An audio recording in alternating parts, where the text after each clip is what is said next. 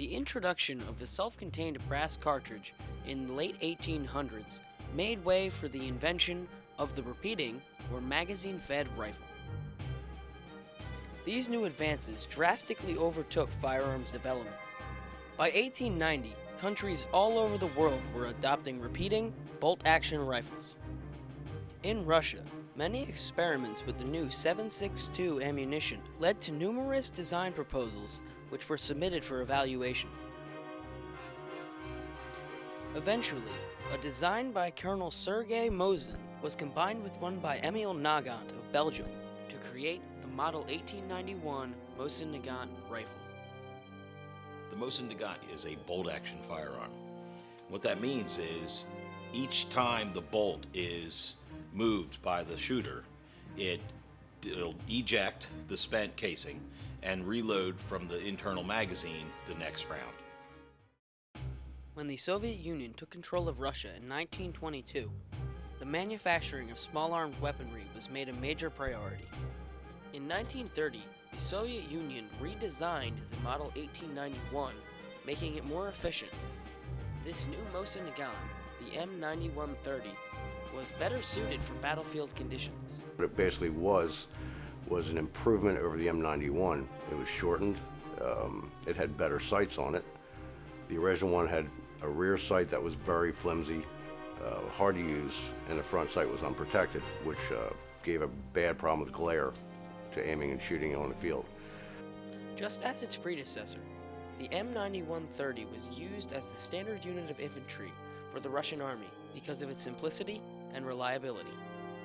The Mosin Nagant isn't one of the most beautiful rifles ever made, but from a reliability standpoint, it's virtually indestructible. You could throw it down a flight of steps and the thing will still function. Also, the simplicity in operating the M9130 made training new soldiers much faster and easier. For standard infantrymen that would come from, say, a farm, or some person that lived in a city that wasn't all too bright, they weren't hard to operate. It was simple.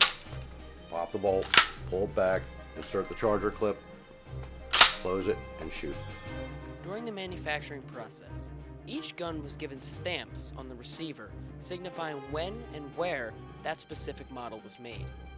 The markings on this M9130, such as this one at the top of the receiver, showing a hammer and sickle, represent that it was made in the Izhevsk plant in Russia, the heart of the Soviet Union.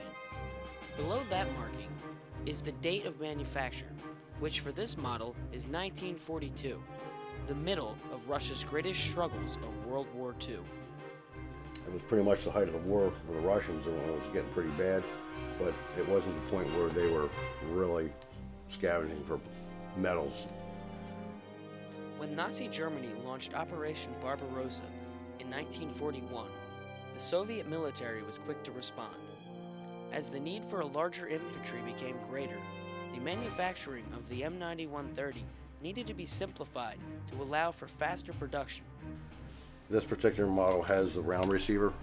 The very early ones had a hexagon receiver, which was a lot more to machine.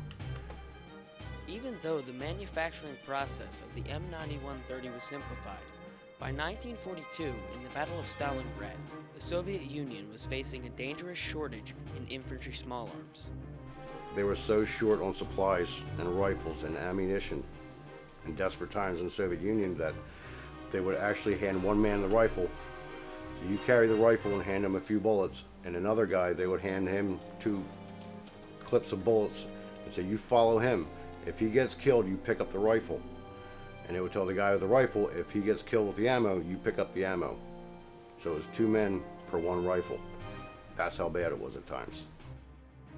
Despite the hardships faced by the Russian army in the Battle of Stalingrad, in 1943, they were able to push the Germans back out of Russia, protecting the USSR from Nazi occupation.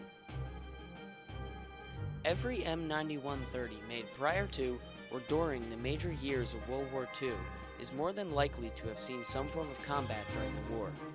Because this model was made in the Izhevsk plant in 1942, it was used during the Battle of Stalingrad.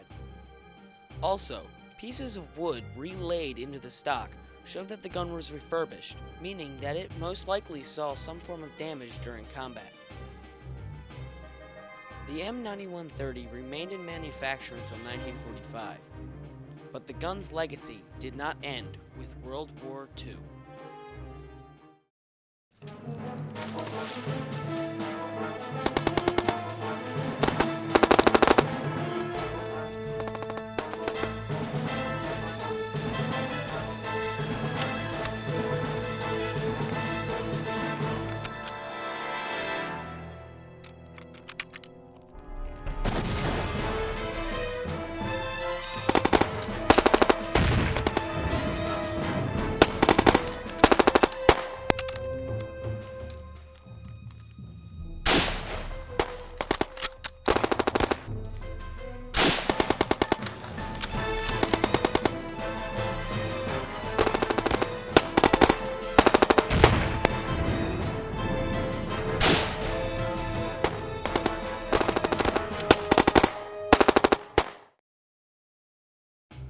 After the end of World War II and the beginning of the Cold War, the USSR began to stockpile outdated weaponry in case of large-scale war with the United States.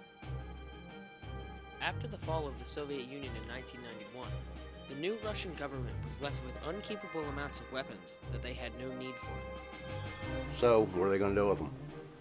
They're not going to give them to their people. They're going to sell them to international arms dealers. Same thing, whether they're selling heavy and light machine guns and weaponry to a third world country, they're selling these rifles to the American public. The Russian government sold millions of M9130s to international arms dealers to be sold as hunting and collector's rifles. Mosin Nagant is sold on the surplus, the firearm surplus market today. The guns, because of the number that were produced, are readily available and a very inexpensive firearm. You can pick up at a gun show or one of the online websites, gun merchants, you can pick up a Mosin Nagant for close to $100. Because of the price and the availability of the surplus ammo, the Mosin Nagant M9130 has become a favorite World War II collector's rifle among firearms enthusiasts. Like thousands of other M9130s, this model was imported to the United States through Vermont by a company called CAI, where it was then sold to a civilian of the American public. From the factory to the battlefield to an American home, the Mosin Nagant M9130 has left a bullet hole in the fabric of history.